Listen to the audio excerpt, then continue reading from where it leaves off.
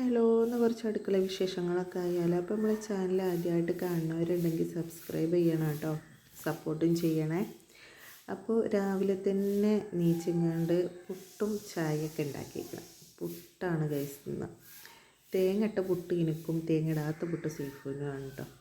അങ്ങനെ രാവിലത്തെ ചായയുടെയൊക്കെ കഴിഞ്ഞ് നമ്മൾ മുറ്റത്തൊക്കെ ഒന്ന് ഇറങ്ങിയതാണ്. ഇത് കണ്ടോ ഗൈസ്, ഉമ്മ ഉണ്ടാക്കിയ പൂക്കളാണ് കേട്ടത്. ഇത് കാണുമ്പോൾ തന്നെ മനസ്സിനൊരു സുഖമാണ് രാവിലെ നീച്ച് വരുമ്പോൾ. അങ്ങനെ മുറ്റത്തു കൂടെ ഉള്ള നടത്തൊക്കെ കഴിഞ്ഞങ്ങാണ്ട് നമ്മൾ ഉച്ചക്കുള്ള പരിപാടികൾ നോക്കുകയാണ് കേട്ടോ. ചോറിന് വെള്ളം വെച്ചങ്ങാണ്ട് വേഗം മീൻ നന്നാക്കാൻ വേണ്ടിയിട്ട് പോയിട്ടോ.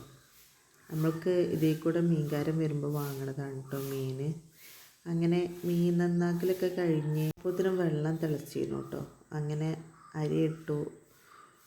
ചോറ് ആവുമ്പോഴത്തേനും നമുക്ക് അടുപ്പത്തൊക്കെ ഉള്ളതൊക്കെ ബാക്കിയുള്ളതൊക്കെ റെഡിയാക്കണം കേട്ടോ. അങ്ങനെ മീൻ പൊരിച്ചാൻ വേണ്ടിയിട്ട് മസാല കൂട്ടി വെക്കുകയാണ്. മസാലയൊക്കെ കൂട്ടി വെച്ചെങ്ങാണ്ട് ഉപ്പേരി ക്യാബേജ് ഉണ്ടായിരുന്നു. ഓക്കെ, അപ്പോൾ അത് അരിഞ്ഞ് വെച്ചു. ഈ അടുപ്പ് ചോറ് വെന്ത അടുപ്പ് ഒഴിയുമ്പോൾ ഇതിനെല്ലാം റെഡിയാക്കി വെച്ചാൽ സുഖമായിട്ട് അടുപ്പത്ത് എല്ലാ പണികളും തീർക്കാം കേട്ടോ. എനിക്ക് ഗ്യാസുമ്മ പണിയെടുക്കണതിലേറെ ഇഷ്ടം വിറക് കത്തിച്ചങ്ങാണ്ട് അടുപ്പത്ത് പണിയെടുക്കുന്നതാണ്. അങ്ങനെ മീൻ പൊരിച്ചാൻ വേണ്ടിങ്ങാണ്ട് ചട്ടി അടുപ്പത്ത് വെച്ച് മീൻ പൊരിച്ചെടുക്കുകയാണ് കേട്ടോ. ഇതൊന്നുമല്ല ഗൈസ് പണി, ഇനിയാണ് പണി വരുന്നത്. നോമ്പ് പണി എടുക്കണം. നിങ്ങളെല്ലാവരും നനച്ചുളിയൊക്കെ കഴിഞ്ഞോ? ഞാൻ തുടങ്ങിയിട്ടില്ല.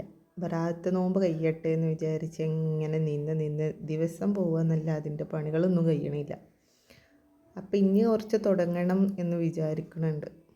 അതും വേണം ഇതിൻ്റെ കൂട്ടത്തിൽ കൂടെ കഴിയുക. അങ്ങനെ മീനൊക്കെ ചട്ടിയിലാക്കി. ഇനിയിപ്പോൾ എന്താ, മീൻ കറി ഉണ്ടാക്കണം. അതിനുള്ള ഒരുക്കാണ് കേട്ടോ. മീൻ കറി അവിടെ കിടന്നാവട്ടെ. അപ്പോഴത്തിന് ചോറ് ഇതാ വെന്തിക്കണം. ചോറ് ഊറ്റിയെടുത്തു. അത് കഴിഞ്ഞിട്ട് ഇപ്പം എന്താ, ഉപ്പേരി റെഡിയാക്കണം.